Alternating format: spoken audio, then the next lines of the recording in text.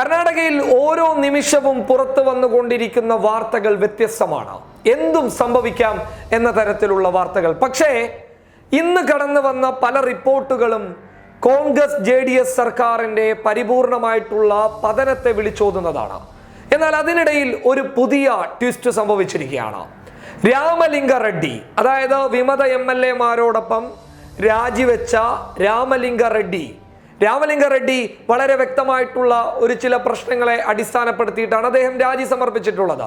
ചില ഉൾപ്പോരുകളാണ് അദ്ദേഹത്തിന്റെ രാജിക്ക് കാരണം. അത് കോൺഗ്രസ് നേതാക്കൾ ചർച്ച ചെയ്ത് പരിഹരിച്ചു എന്നുള്ളതാണ് ഇപ്പോൾ ലഭിക്കുന്ന റിപ്പോർട്ടുകൾ. ഇത് അടിസ്ഥാനപ്പെടുത്തിയിട്ട് രാമലിംഗ റെഡ്ഡി ഒരു പരസ്യ പ്രഖ്യാപനം നടത്തിയിരിക്കുന്നു.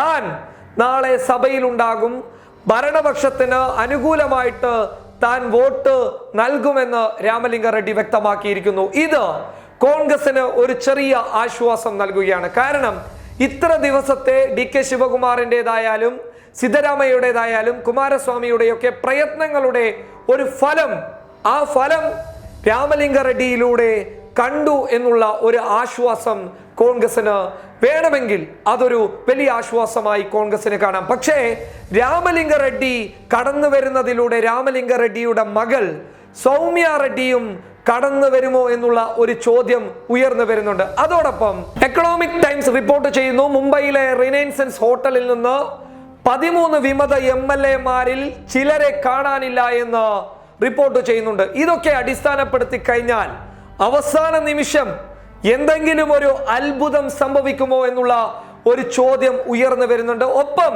ഇന്ന് 3 വിമത MLA മാരുമായി സ്പീക്കർ കൂടിക്കാഴ്ച നടത്തുമെന്ന് പറഞ്ഞിട്ടുണ്ട്. ഈ 3 വിമത MLA മാരുടെ തീരുമാനം എന്തായിരിക്കും? ചിലപ്പോൾ അനുകൂലമായിട്ടുള്ള തീരുമാനം വന്നു കഴിഞ്ഞാൽ കോൺഗ്രസ് JDS സർക്കാരിന് ഒരു പ്രതീക്ഷ നാളെ വിശ്വാസ വോട്ടെടുപ്പിൽ ഉണ്ടാകും. അതോടൊപ്പം രാമലിംഗ റെഡ്ഡിയുടെ മകൾ സൗമ്യ റെഡ്ഡിയും കൂടി കടന്നു വന്നു കഴിഞ്ഞാൽ അതൊരു വലിയ മാറ്റത്തിലേക്ക് കടന്നു പോകും അവസാന നിമിഷത്തിൽ. എന്തായാലും അവസാന നിമിഷം കടന്നു വന്ന രാമലിംഗ റെഡ്ഡിയുടെ പ്രഖ്യാപനം കോൺഗ്രസിന് വലിയ ഒരു ആശ്വാസം നൽകുകയാണ്. News desk public Kerala.